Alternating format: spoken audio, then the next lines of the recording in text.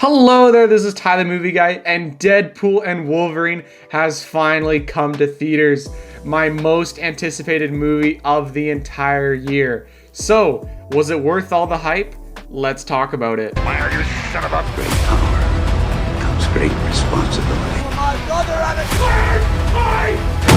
You do this all day. I am Iron Man. Why so serious? Now I am the comeback, the destroyer of worlds. So for this review, we will have a non-spoiler and then a spoiler section of the video. So starting with the non-spoilers, we of course have to mention that guy back there. I keep pointing back at my TV every time I talk about this movie, bringing up Wolverine, just because of this guy. That guy right there. He of course was the big highlight going into this movie, and once again he was just the star of the show watching the movie as well. Never in our wildest dreams were we expecting to see Hugh Jackman Wolverine come back after the events of Logan back in 2017, but 7 years later he is back, and it was just a joy to see. Of course, he came in the comic accurate suit, which was great to see, and then we got a little bit of the mask that was super cool too.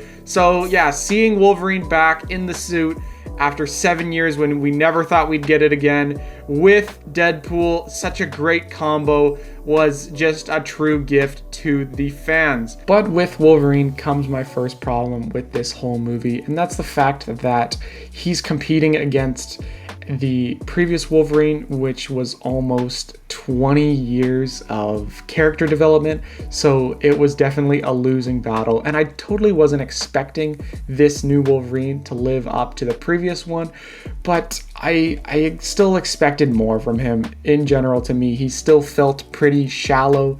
In the trailers, we knew this Wolverine was like a failure and he let down his whole world, and I was really curious to learn more about that going into this movie, and we did learn a bit about it, but I wanted to dive deeper into that. I wanted flashbacks into that, and I just wanted more serious scenes diving into stuff like that. And speaking of serious scenes, comes the next problem with this movie, and this is going to be an extremely hot take, but I know Deadpool movies are super comedic, but me personally, I didn't want this level of comedy. Don't get me wrong, it's definitely a step up from the MCU's comedy lately, but I really wanted like Logan levels of drama and seriousness in certain scenes, and there was a little tiny little bit, but not as much as I really wanted, and there was just tons and tons of jokes, and some of them were funny. Lots of jokes towards Disney and little like very subtle jokes that like really hardcore fans would understand, so that made me feel nice, like really understanding the very niche jokes. That was really cool. But yeah, there's other jokes that I didn't like specifically at the start of the movie that I will get into once we get into more spoilery stuff. Wolverine was, I feel, underdeveloped, and I feel like it went too hard with the jokes. I know that's a really hot take, so those are a bit of my problems. And then I think my final problem is the least of the problems, but it is the fact that going into this movie, we were worried about this movie was going to look pretty dull with like the coloring and everything being in the void for lots of the movie. And it's sad to say, but it was pretty dull to look at being in the void for majority of the movie. I'm glad there were parts of the void that wasn't totally desert, so that was a bit of a step up. And then towards the end of the movie, there is the one scene in the town, and that was pretty disappointing to me because looking at the last two Deadpool movies, they were both filmed in Vancouver, my hometown, or not really my hometown, but near my hometown. So you can obviously tell that this new movie was on a set. It just felt so confined and restricted, and me personally, I could really feel that compared to like the big city of Vancouver from the past two movies. And I feel like obviously the reasoning for that was there were big spoilery stuff in that scene. So they couldn't do that on like a city street because there would just be people taking pictures of everything. But I think doing it on a set is a good way to avoid that, but also it just comes across as really boring and confined. So that's another one of my big problems with this movie. Now we're getting into the spoiler territory of this review. So if you have not watched this movie yet, leave now and come back after you've seen it. So with that said, the cameos in this movie were pretty crazy. Just to like name a few, like speed round, we got Juggernaut, Psylocke, Toad, Pyro, Human Torch, Blade, Elektra, Gambit, X-23, Happy Hogan, Hulk, tons of Deadpool variants, tons of Wolverine variants. The list just goes on and on and on, and that was totally crazy. And unfortunately for me, I got quite a lot of these cameos spoiled in like just like recordings out in the theater that I just happened to come across on YouTube that I wasn't even looking for, and then I just got spoiled with certain characters, and then lots of these characters were in the trailers too. So I feel like the only character I was actually surprised about was seeing Blade, because I totally wasn't expecting Wesley Snipes' Blade, because he, you know, doesn't really like Ryan Reynolds, so I wasn't expecting to see him in this movie. And then even they made a joke about how like they don't like each other in real life, so that was actually really funny. But yeah, he was like the only cameo I think I was actually surprised about. All the other ones I've heard about already, and personally my favorite cameos were Channing Tatum Gambit, because I think that's really cool to have a cameo of a movie that was going to be made but ended up not being made. So it was a nice, another like deep cut for hardcore fans who knew about the Gambit movie being made. And then I also really like the Human Torch cameo, where you see Chris Evans and you think it's Captain America, and then turns out it's Human Torch. And I could kind of clue in it was Human Torch because like they were intentionally like covering up what he was wearing and stuff, and I knew it was like all like Fox centric-y stuff like that. So I was like, who's that? And then it turns out he was Human Torch. So that was a really cool cameo. But my favorite cameo of all of them has to be X-23 Laura, because Logan is one of my favorite movies of all time. So seeing her come back was so amazing, and she was like the big cameo that felt was like actually pivotal to the movie. Like her conversation with Logan, talking about how like telling him about how like important he is, and like giving him a pep talk and hyping him up. That was super emotional and had me on the verge of tears, and just because of how much I love Logan. So yeah, she was easily my favorite cameo, and I wish so much that she wasn't in the trailer, because seeing her in theaters with like Totally Blind would have been amazing, but unfortunately we got it in the trailer, so that was pretty disappointing.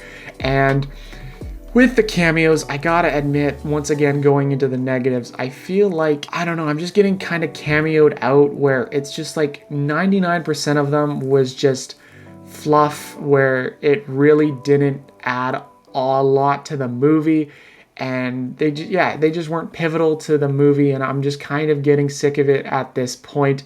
And they didn't even really feel connected to Deadpool.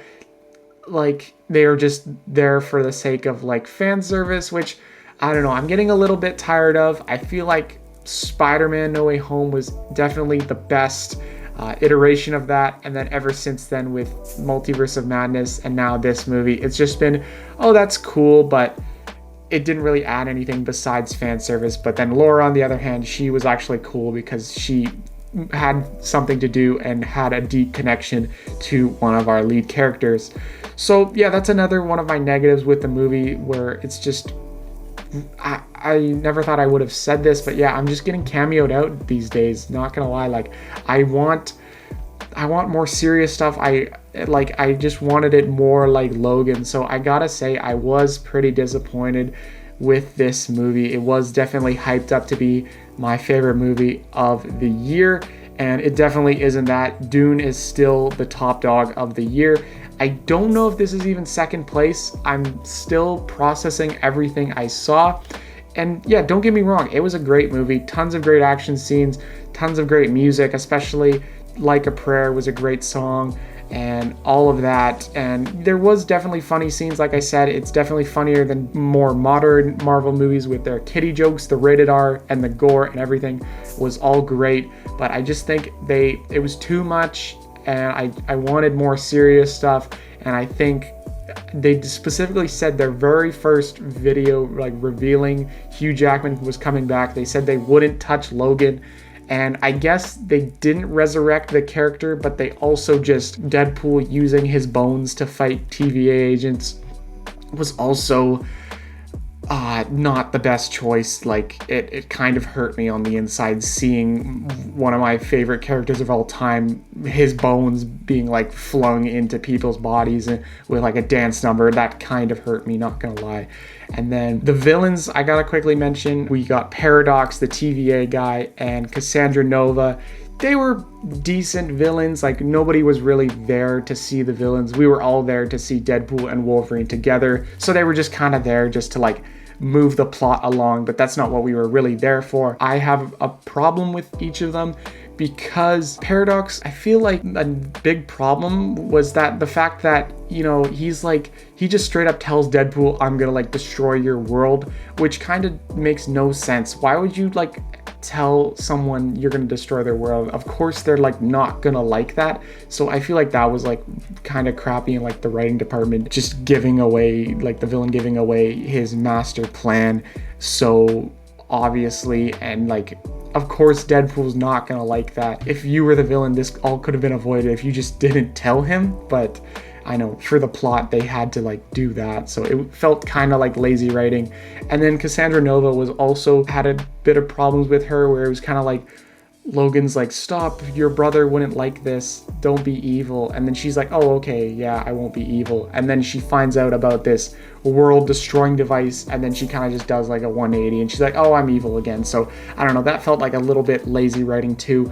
But the villains definitely weren't like the standout in this movie, and they were never supposed to be the standout in this movie. So, you know, they did their job good enough, I guess. But yeah, overall, gotta say I hyped it up way too much, and I'm pretty bummed just because of like, yeah, I wanted more of Logan. I wanted more of like the character Logan in this movie, and I wanted more of it to be more connected to the actual Logan movie being more serious like that. So yeah, I'm honestly still processing it. It's just one of those movies that it's gonna take me a while to think about, but as of now, I don't know, slightly disappointed. I'd give it like an 8 out of 10, but I was expecting like more of a 9 out of 10, maybe even a 10 out of 10. But right now I'm sitting at an 8 out of 10, and I think it's comfortably gonna sit there. Those are my thoughts of this movie. I'd love to hear what you thought about this movie, and farewell.